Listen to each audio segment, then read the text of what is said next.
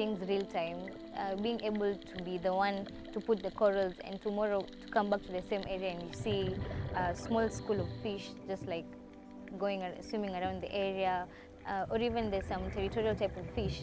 You're the one who grew the coral, but then they are fighting you off like, hey, this is my place. So it's like, wow, it's interesting. You just feel like, wow, I just gave a fish home. This place used to be a forest, and today it has turned out to be a bare land. And this is what leads to a desert. And that is why we do what we do. What is my passion for the planet? Is my passion planting trees?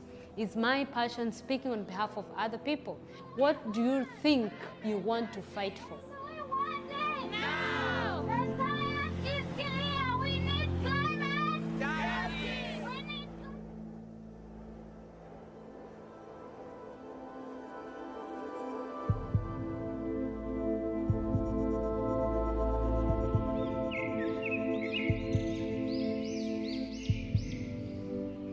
Yes, I was asking, this is the data you've collected today with Daisha? Yesterday. Oh, yesterday. Today I was just practicing the species. Okay. So you want me to read the species and then? I think that might be the quickest way. Okay. Yes, let's do that. These baby corals is what we grow. So this is an example of a dead coral fragment that I collected in the ocean for this display. Between the 6 to 12 months, this coral will grow from this small size to a handful size. And that's when we come to do the last process, which is the outplanting.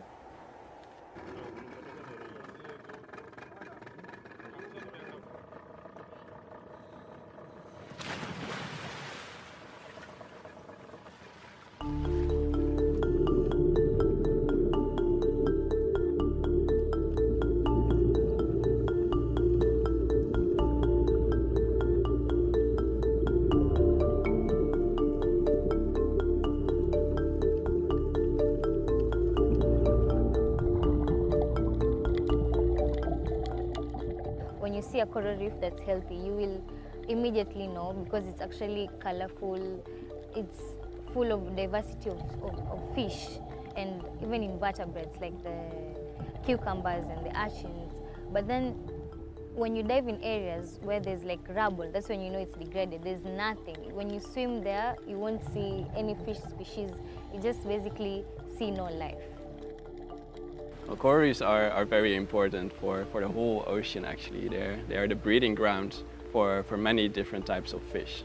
So actually 30% of all fish species that live in the ocean use coral reefs in one of their life stages. So they're very crucial as breeding grounds for the ecosystem.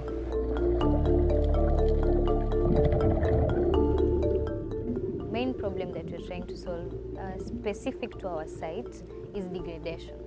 And that was because of previous destructive fishing methods and also climate change. There have been some bleaching events in the past years, and they have affected the corals along Wasini Channel, which is the area where we restore our corals.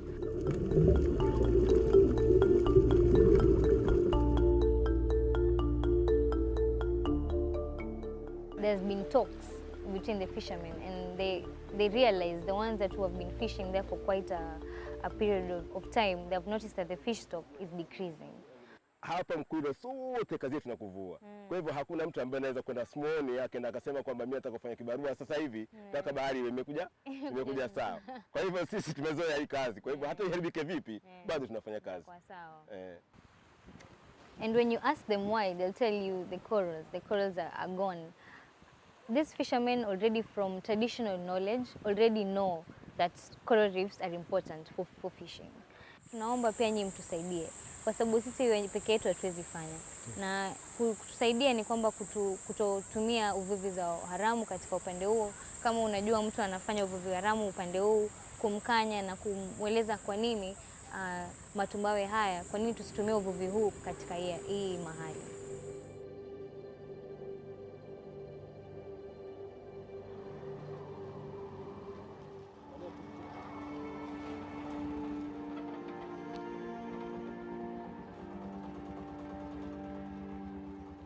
Bwana Mtua. Morning. Salama. Mzuri sana. Haya, thank you. Niko sawa.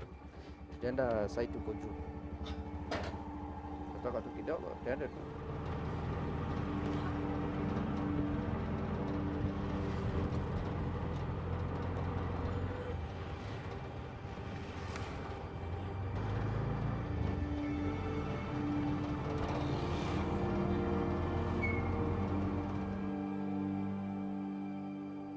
We are actually the real victims of climate change when it comes to climate change issues.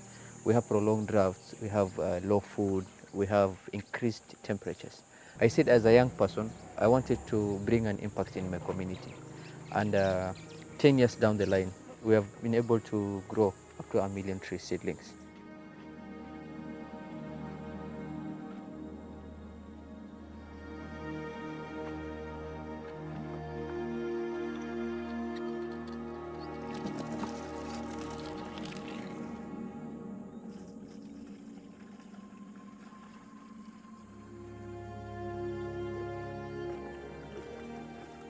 We have 46 different types of tree species. So from here is where we put them into a lorry and then we take it back into our tree nursery. Our target is tree growing in 5 dryland counties of Kenya. That's Garissa, Wajir, Mandera, Isiolo and Marsabit. Our survival rate is at 85% for all the trees that we have planted. So that also motivates us to do more, to increase more. And hopefully we might, most likely from this year, as we celebrate our 10th anniversary, we might adjust our target to up to 100 million.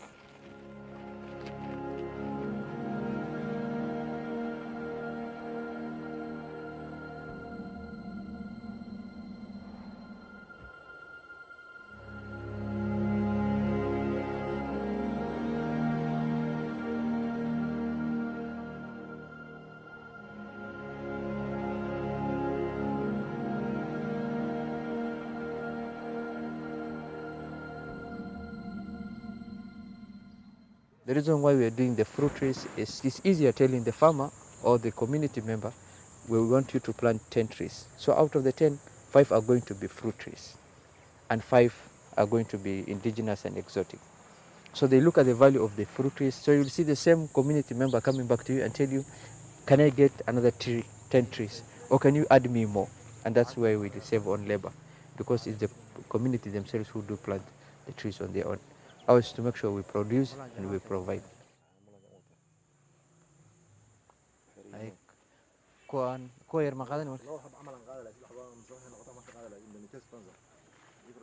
Aniga dua papa no matalo. Waino yeshi?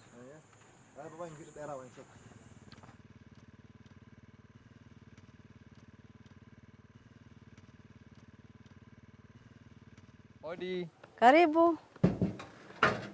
عبد القادر. السلام عليكم ماما. وعليكم السلام ورحمة الله وبركاته. ما في عندي؟ الحمد لله. شو دواو؟ Nimekutembelea? هاي karibu. Asante. Karibu kwa boma. Haye. Alhamdulillah. Fi'an. Salama salama. Umekuja kazi? Haye. Tuone shamba yako inaendelea namna gani? Haye karibu basi. Haye. Shو dواو؟ Uko tayari? Acha Haye shو dواو؟ nikae hapa. Haye. Haye. warkaada keen. Nabad alhamdulillah. Haye. Fi'an. Anoo keen.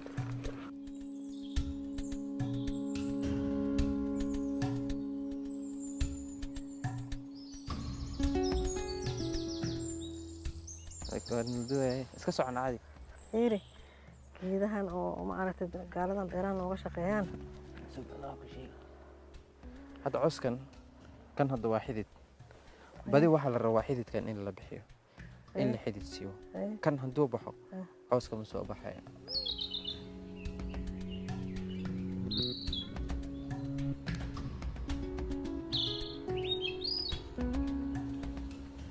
Hii elimu yote, hata hii elimu tunasimama karibu yake nimenunua kwake.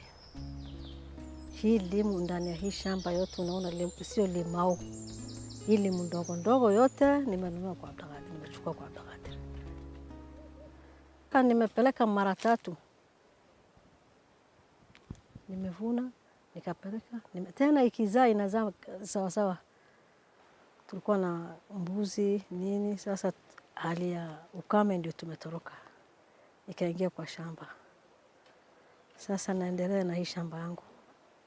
كوجرا محد يارس قد محد يارس أنا هذا يقول لي ما بديار نبا قال لي إذا ما كان كقارب زيتون مو فكرت زيتون وحاول وحين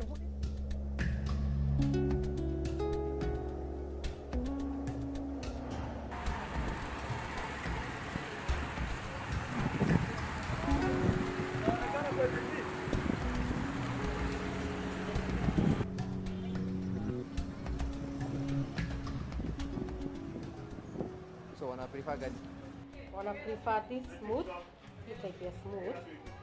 so any specific why not rough why smooth Because they tend to think iko na maji mingi.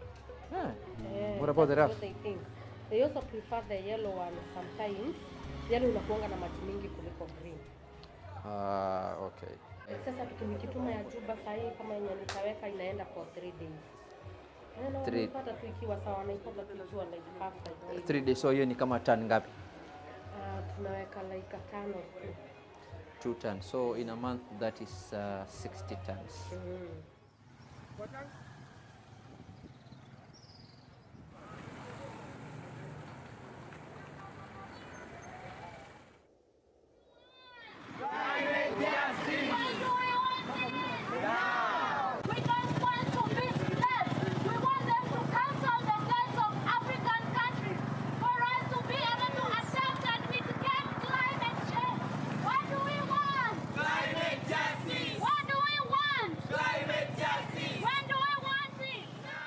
Activism is very, very important, and I think it's activists that are really pushing these agendas forward, because you know, sometimes you can just sit and talk and then once we leave, that is it. But whenever you see me on these streets protesting and saying we need climate justice, we need climate action, then it raises that kind of question like, oh, hey, let's take a break. This is really happening. We have to do this.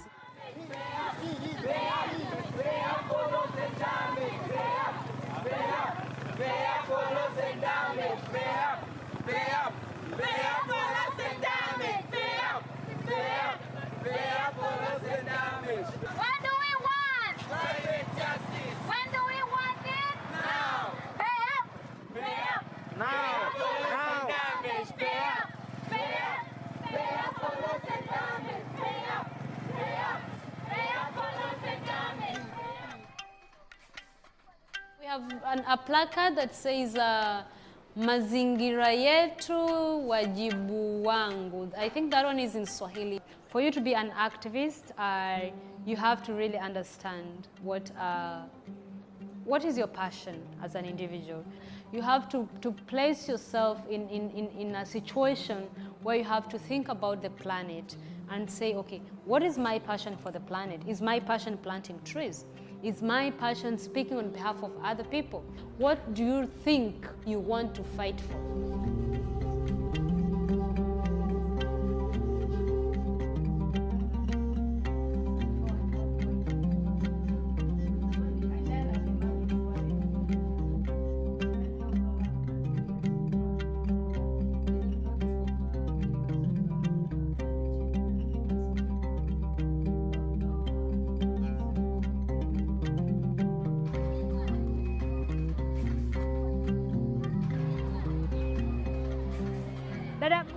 Madam Rahma aliwaambia kuhusiana na issue ya SDGs.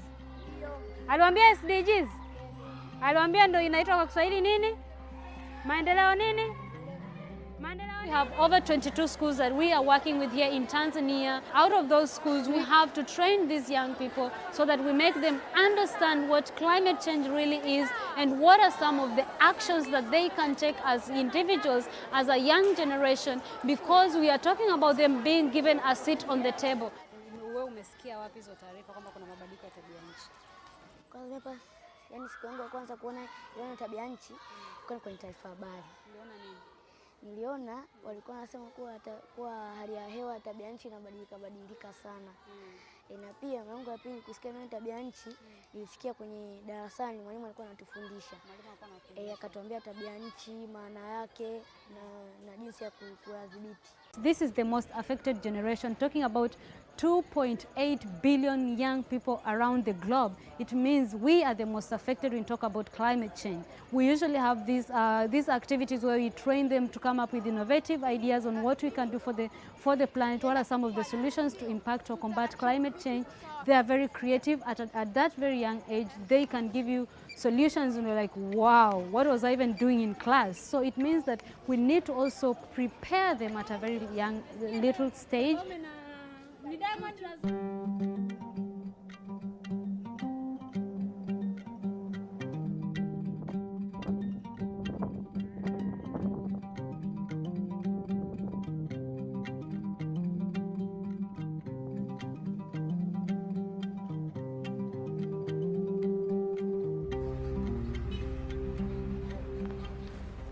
When you drive around Garissa, you will notice that there are a lot of pastoralists moving around with their livestock, looking for pasture for their livestock and water. So for us at Garissa Million Trees, one of the main reasons that we are planting trees, especially in deserted areas, is because these communities are able to have feed for their livestock.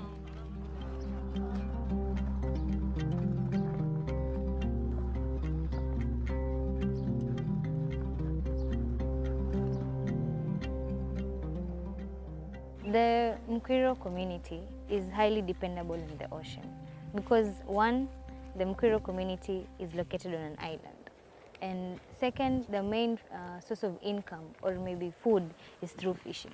But that is not the only thing they do. Apart from the fishing, there's the tourism aspect, and that's how they highly depend on the ocean.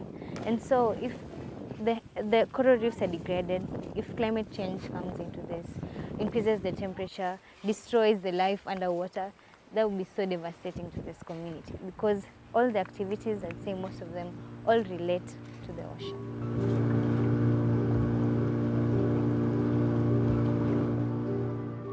I don't think we can reverse the damage caused by climate change. I think now as people, as individuals, apart from just conservationists or scientists, we need to learn how to adapt. Yes. Right now maybe we can just slow the process but not really reverse it.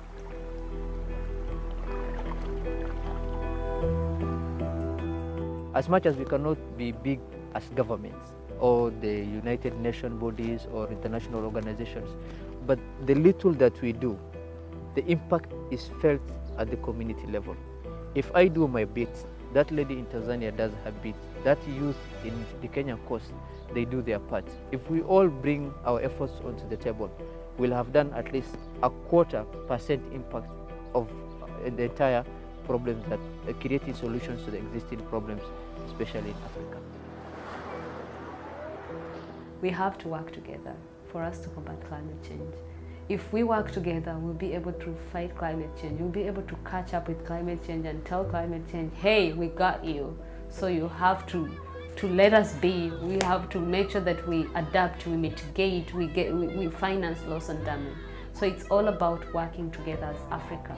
If that is the Africa we want, then we have to ensure that this Africa works together to achieve climate action.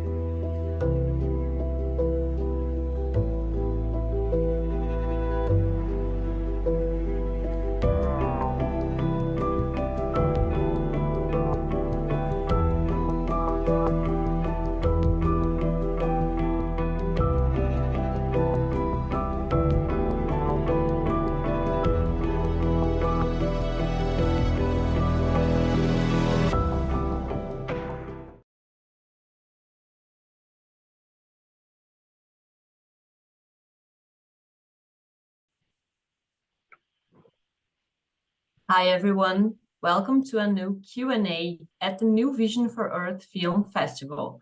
Today we will have an exciting conversation with two seasoned journalists and filmmakers, David Owino, director of Eco Warriors of Africa, and Juma Majanga, the film producer.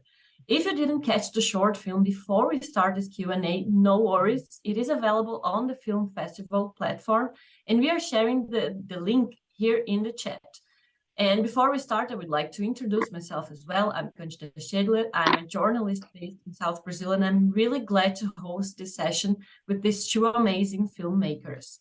So hi, David. Hi, Juma. I would like to start our conversation asking you about how did you get to those stories that are featured in the short film? I know, like, as journalists, we have to make choices. We know a lot of people all the time. So you actually feature a beautiful and inspiring collection of stories, 3 of them, inside Africa. And I would like to understand, how did you get to those stories, those eco-warriors? Please, I don't know who wants to start, Juma or David. Please feel free to go through. All right. Thank you, Candida. It's a pleasure to be here. And thank you very much for hosting us. This is really nice. How did you get to the Eco Warriors of Africa? We wanted to do this film, and there's so many young people who are doing so much in Africa. The activists, there are those who are doing different things in the continent, but we wanted to show there's so much effects of climate change. Africa really produces less to climate changing gases, only about 4%, less than that actually. But the continent is facing a lot of challenges as a result of that. So there's so much outcry, there's so much activity that's happening. But we are doing this documentary at a time when there was drought in Kenya, there was floods in Nigeria, all those negative things. But we didn't want to focus on that. We wanted to look at solution. Who is doing something, not just complaining? Who is doing something in regard to address the challenges? So we wanted to feature stories that are young people who are doing something to mitigate the effects of climate change and not just complaining and doing all that. So that's why we chose warriors, people who are out there fighting for climate change, doing something as Eco Warriors of Africa.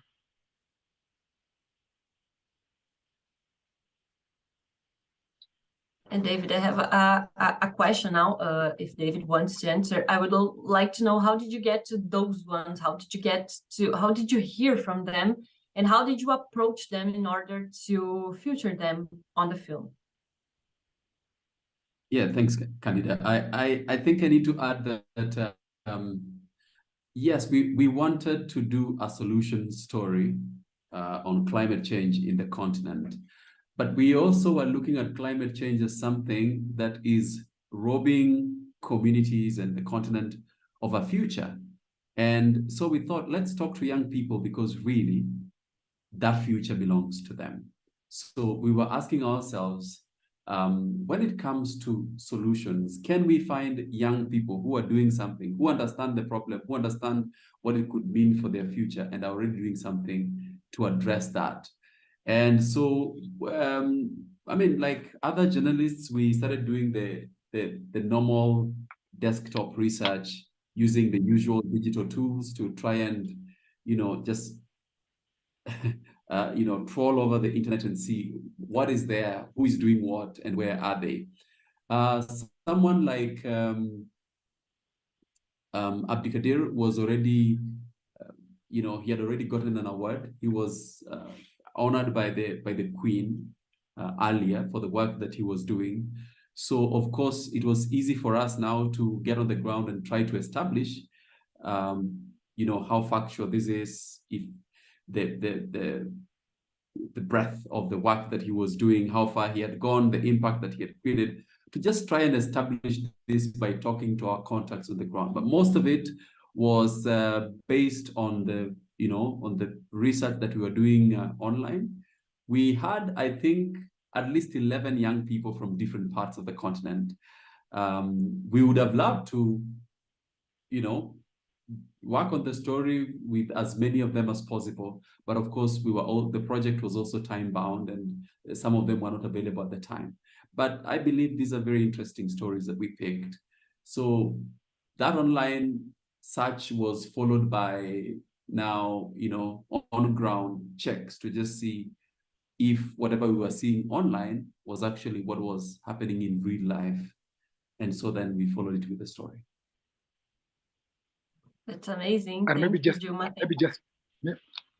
add, someone who has not been featured a lot in the media was this young lady in the coast, Cindy, and her story really turned out to be one of the biggest.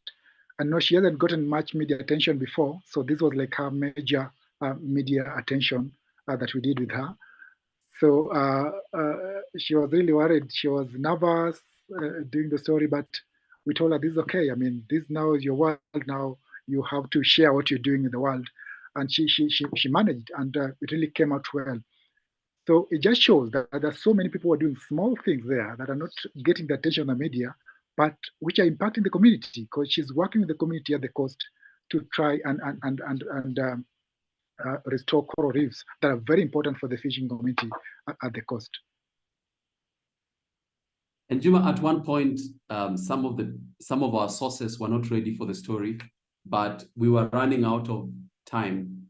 We needed to turn in the story. I mean, the media can be a really high pressure place where your editors expect you to turn in a story within a given period of time. And when that happened, and we did not have, at least we had 2 sources locked, but we wanted at least 3. So we decided to now turn to our networks, different organizations with which we have worked in the past, and GLF was one. So we spoke to our friends at GLF and asked if they could also help to connect us with some young people who are doing something concrete on the ground to address the problems of climate change. And that's how we met our source from Tanzania. So big appreciation to GLF. Thank you so much, Juma and David. I love listening to these behind the scenes stories. And I really want to highlight one point that you guys mentioned. You wanted to approach this documentary through a solutions view, to a solutions point of view, like offering people solutions in case like of climate change. You didn't want to like show only the problem, but people that are doing their bit. How does this approach, like what does it allow in terms of storytelling? I want to explore a little bit more about it. And I think it connects to another question as well. Who do you want to reach and to influence with this film? And what do you think the solution approach allows in terms of like influencing people in these times we are living now?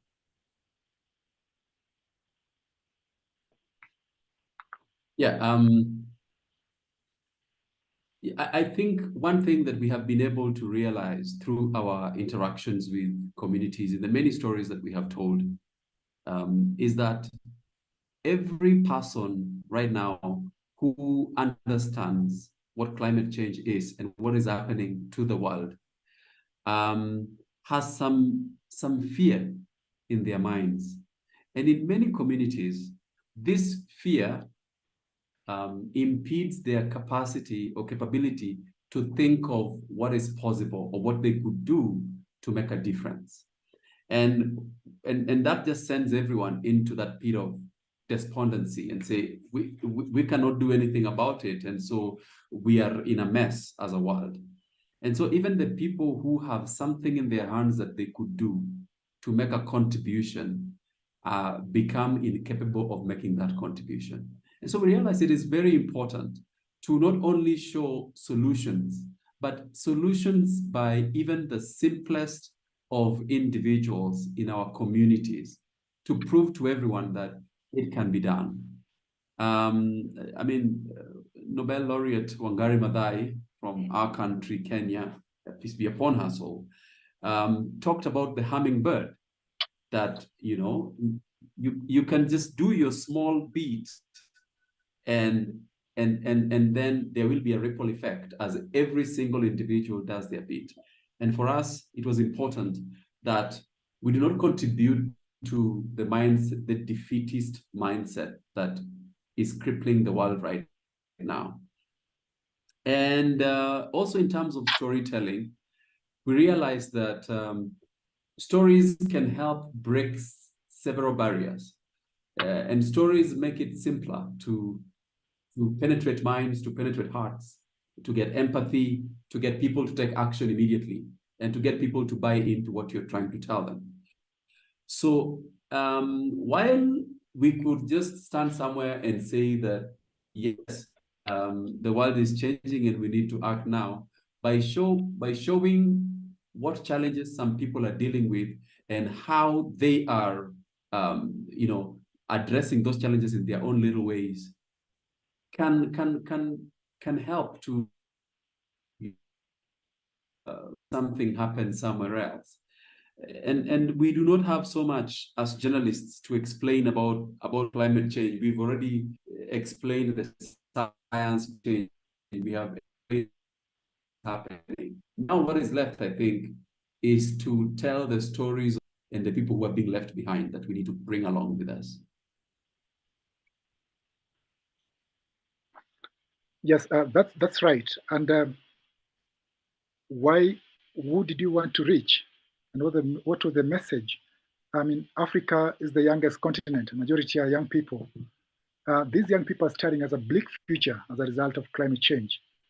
Now, there's so many young people who are doing so much in the continent. There are so many big name activists, even in Kenya and around the area that we did the documentary. But we didn't just want people who sort of like lament. We wanted people who are on the ground doing something.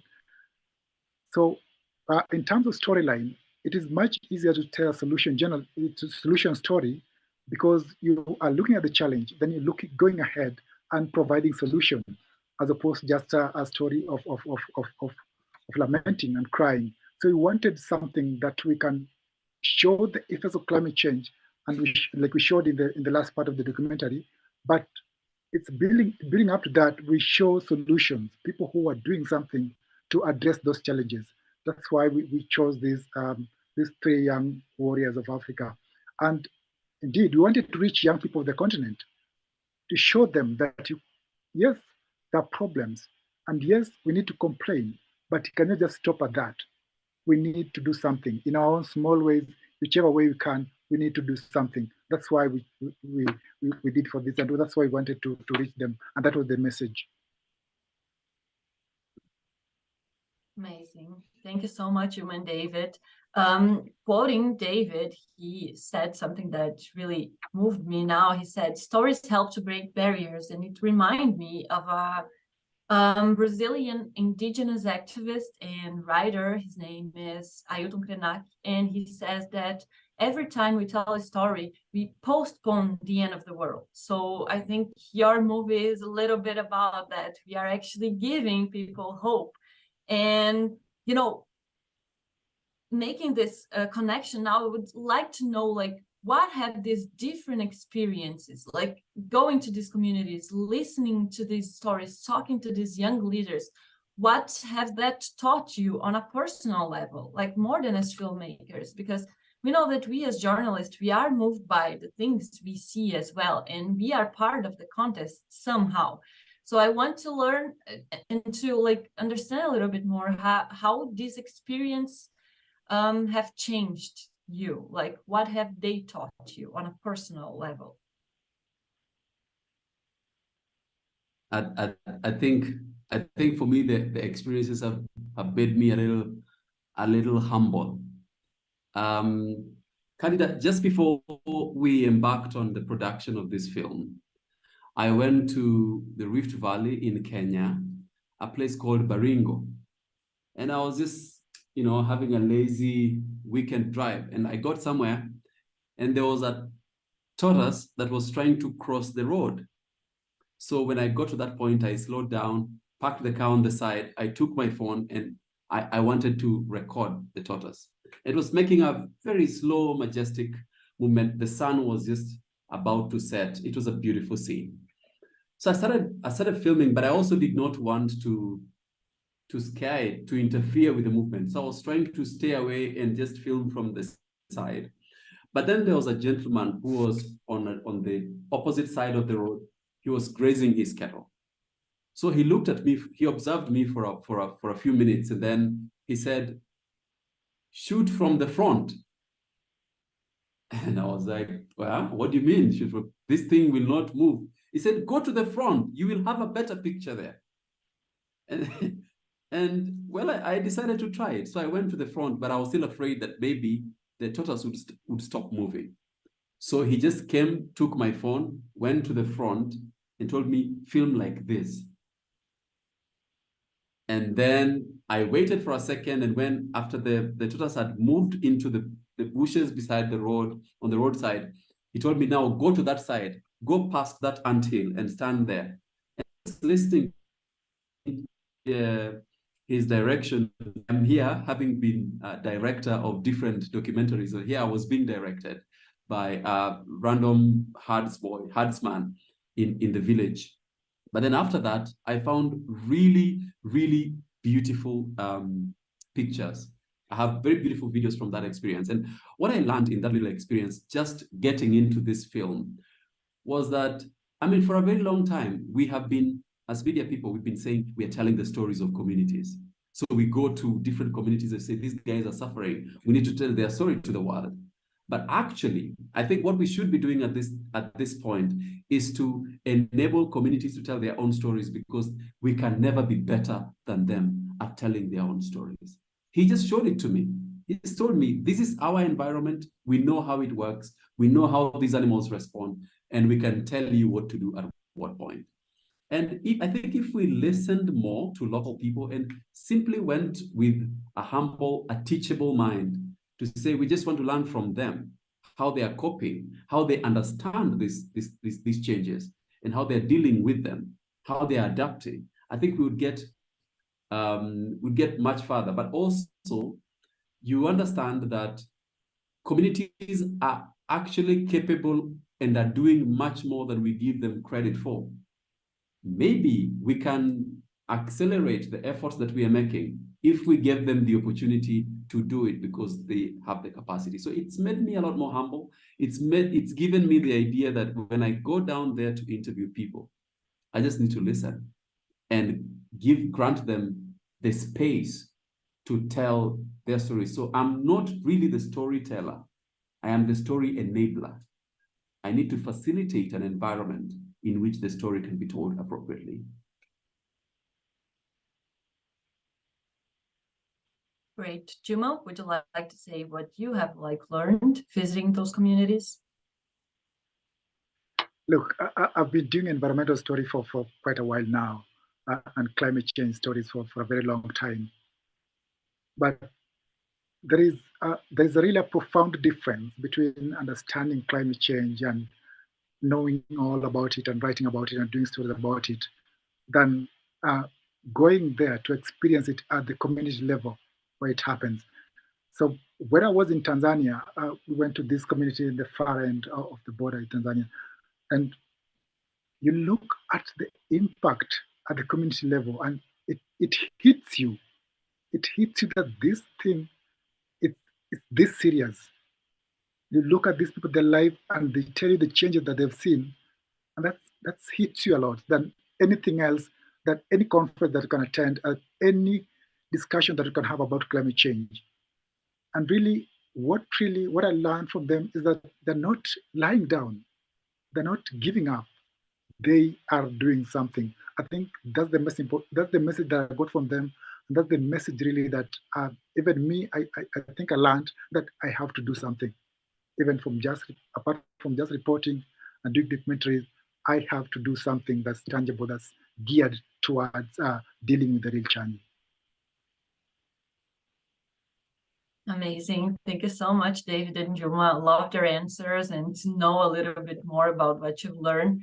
Because I always think it's amazing to see how actually these stories changes us as well, especially as journalists, as people, and so on.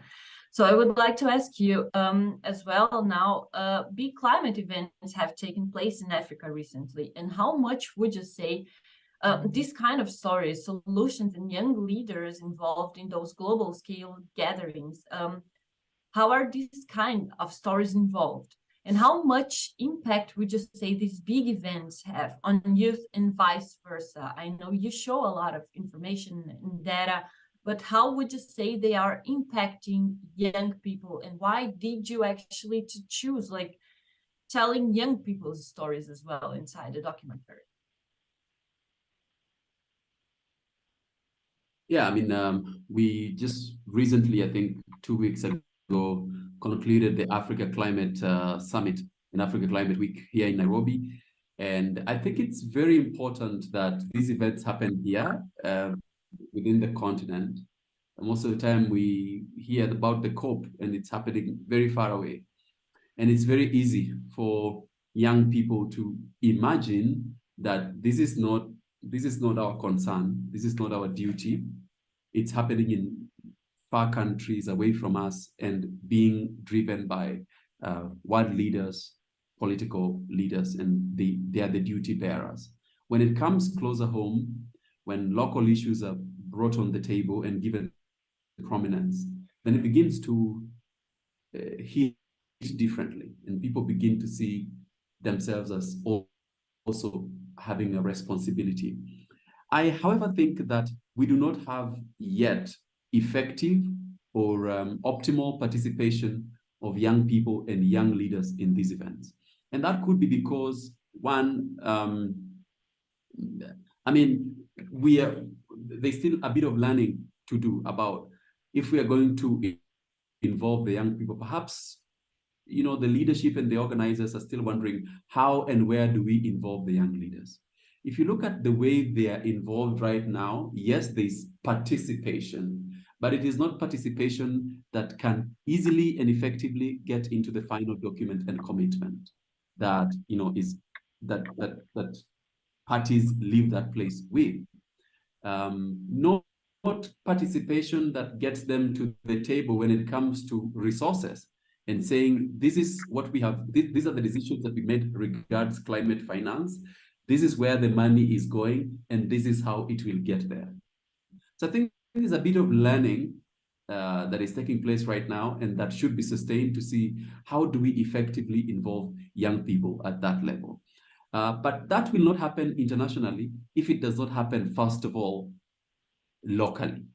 So I think local leaders in their own countries have to think about how they can involve young people, not only in the conversation, but also in programming and in the work of reversing the effects of climate change. It cannot miraculously happen in a UN convention. It has to begin at home, so that you identify those leaders at home and push them to now move internationally and make their contribution.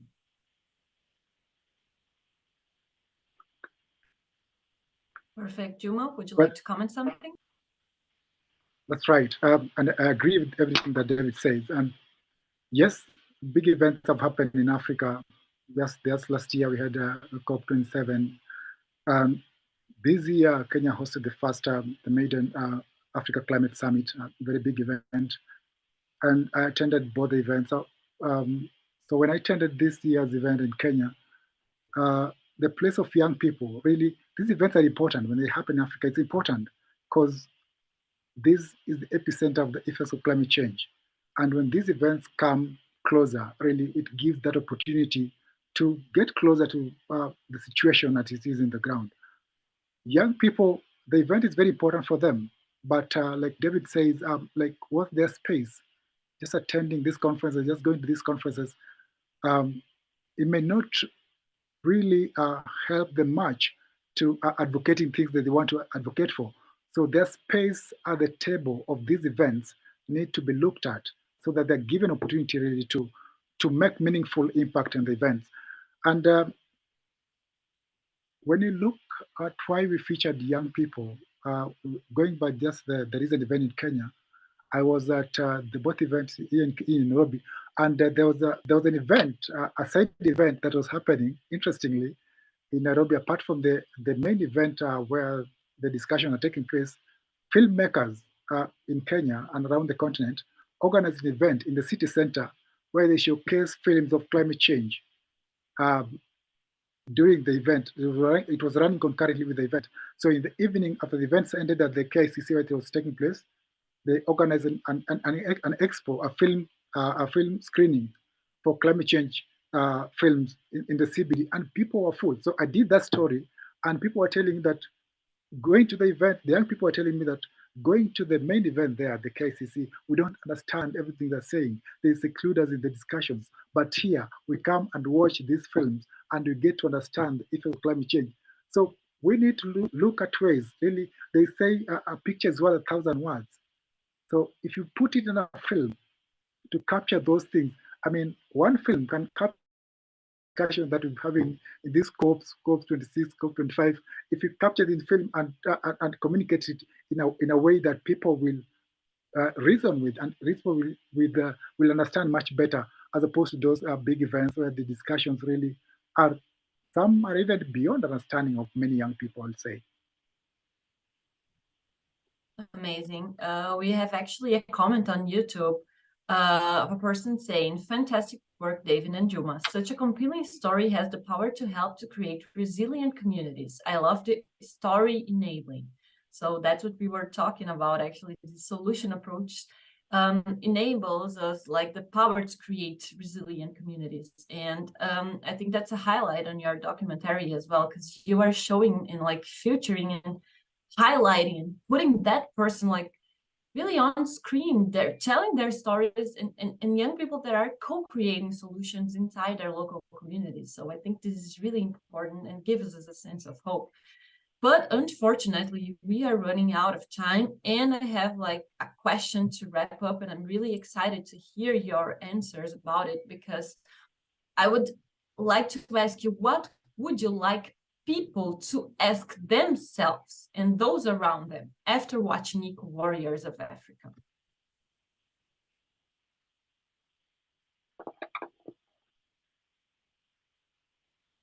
Yeah, that's tough. Yeah, and I know that it's really tougher because you guys are switching places with me now. Like, you are used to like interviewing people, and now I'm interviewing you. And I think that journalists, we are not used to it. Yeah, but I really want to hear from you. Like, what do you want people to ask themselves after watching the documentary? Well, thank you, Candida. I mean, Eco Warriors of Africa is just a 20-minute documentary. And actually, our initial production was 60 minutes. It was 1 hour. So, but we had to condense it to 20 minutes. So this is a documentary about young people who are doing something. And what I like young people to learn after watching Eco Warrior, what I like them to do is I'll go with one of our subjects said, and I'm very happy she just texted me that she's among the audience. And our subject is Shamim from Tanzania. A pleasure really to have you here. I'll go with what she asked us, like what she asked in the question, like, what do you want to do for the planet? What can you do for the planet? And I'll not ask you what would you want to do, because we don't have a choice. We have to do something.